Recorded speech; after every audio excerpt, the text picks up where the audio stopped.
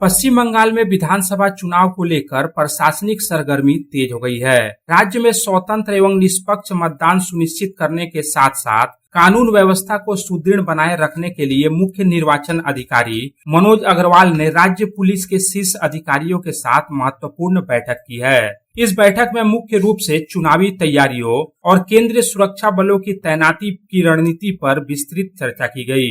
यहाँ बता देना जरूरी है कि केंद्रीय गृह मंत्रालय ने विधानसभा चुनाव की तारीखों की घोषणा होने से पहले ही पश्चिम बंगाल में सेंट्रल पैरामिलिट्री फोर्स भेजने के लिए पत्र भेजा है। बताया जा रहा है कि अलग अलग 2 चरणों में पश्चिम बंगाल में विधानसभा चुनाव से पहले ही सेंट्रल पैरामिलिट्री फोर्स की लगभग 480 कंपनियां तैनात करने की तैयारी है। निर्वाचन सदन में हुई इस उच्च स्तरीय बैठक में राज्य के DG Piyush Pandey, ADG law and order Vineet Goyal, Kolkata police के कमिश्नर सुप्रतिम सरकार और सीआरपीएफ के आईजी समेत कई वरिष्ठ अधिकारी मौजूद रहे।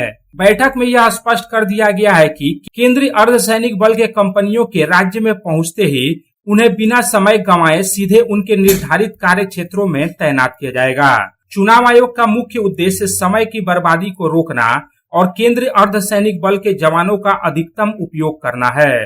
सीआरपीएफ और अन्य सेंट्रल फोर्स की गतिविधियों पर विशेष पर्यवेक्षक नजर रखेंगे ताकि तैनाती में पारदर्शिता बनी रहे।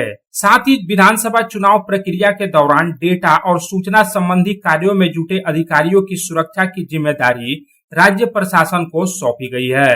सूत्रों का कहना है कि चुनाव आयोग ने विधानसभा चुनाव की तारीखों के आधिकारिक ऐलान से पहले ही राज्य में केंद्रीय अर्धसैनिक बलों की तैनाती का निर्णय लिया है।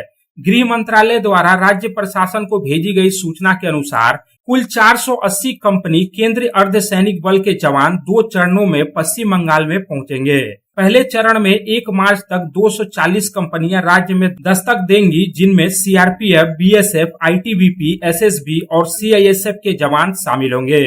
इसके बाद 10 मार्च तक दूसरे चरण में और 240 कंपनियां तैनात की जाएंगी।